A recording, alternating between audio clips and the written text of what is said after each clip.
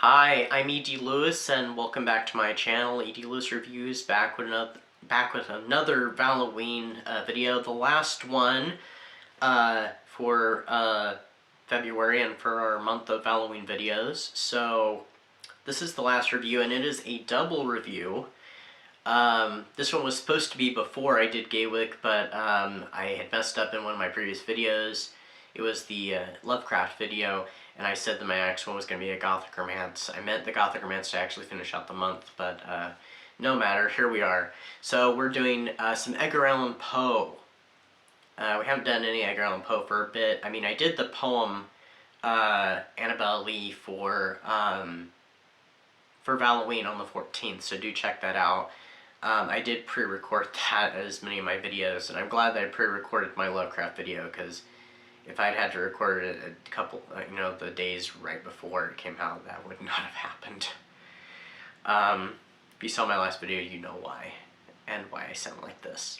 So, this double review is on Berenice, which was published in 1835, and Ligeia, which was published in 1838. So, I'm going to talk very briefly about both stories, and we'll go from there. So, Berenice tells the story of, and I read this one back in January. Now, it's shorter than I think it was shorter than Ligeia, but God, it's a nutso story, and I did read a little bit about the history, and we'll get into that later.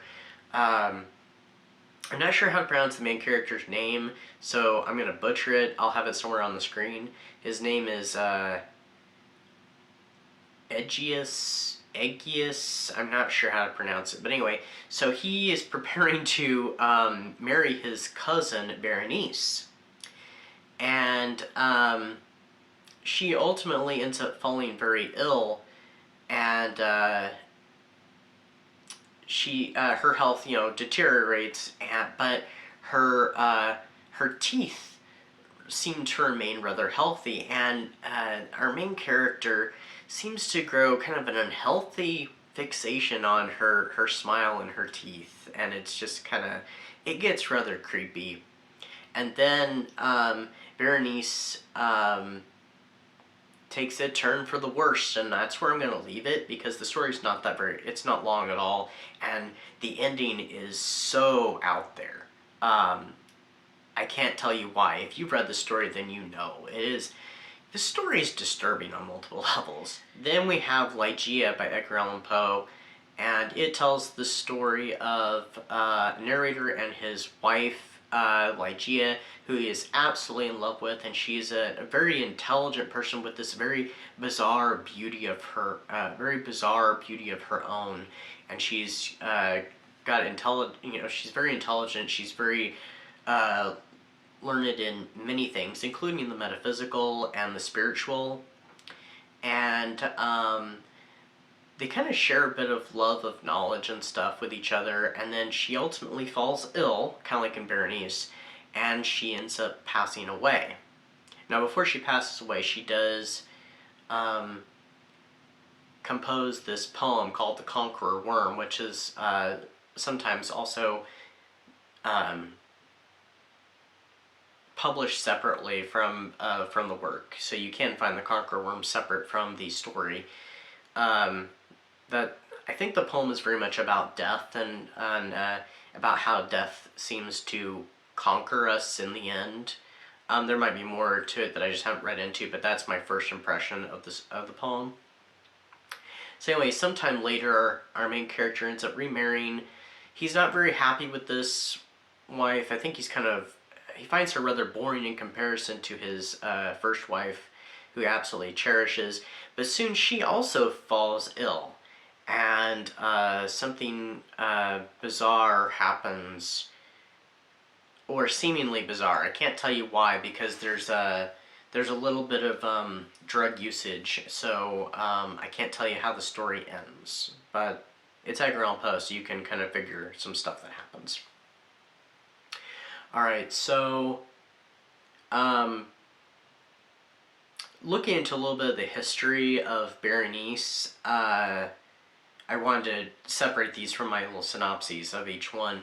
Berenice, I guess, was originally published and then it was pulled, is what I understand. Now, if I'm misunderstanding, please feel free to correct me and give me more information on this. I guess Poe had to pull it because it was too shocking of an ending, and so he was supposed to edit it down. I didn't quite understand if he did and republished it or what happened, but I mean, I can understand why it shocked audiences because it is kind of a... It's disturbing, that's all I can say. But yeah, if anybody has some more information on that, let me know. And if anybody's read the story, please give me your thoughts, because the story was definitely a different one from what I've read of Poe before. And then Ligeia was another different one for me.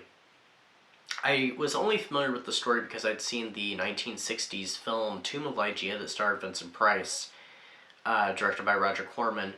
And it's kind of a haunting movie within itself, and it's kind of bizarre.